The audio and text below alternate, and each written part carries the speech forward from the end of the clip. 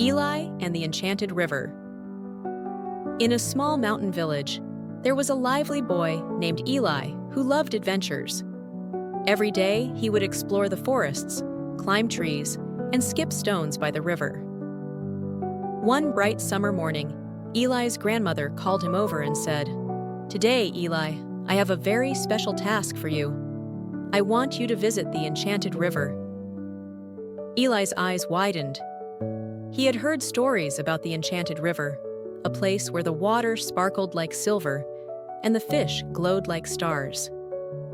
People in the village believed that the river was magical, but no one had seen it for years.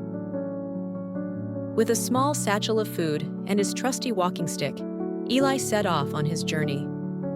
He walked for hours, following the winding paths of the forest until he heard the soft, musical sound of rushing water.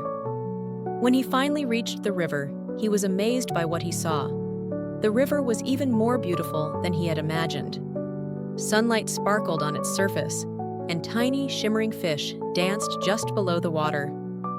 Eli stepped closer, but then he noticed something strange. A tiny fish caught in a patch of reeds, struggling to free itself.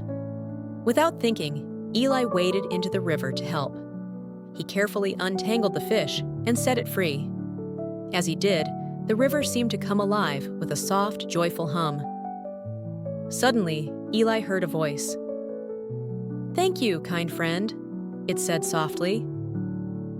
Eli looked around and saw an old turtle with wise eyes emerging from the water.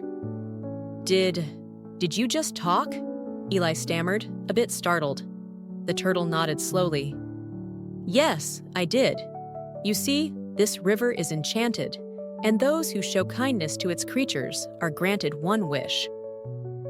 Eli thought for a moment. He didn't want riches or treasures. Instead, he wished for the people in his village to always have enough food and water, even in the harshest winters. The old turtle smiled. "A noble wish. Your village will be blessed with abundance because of your kind heart."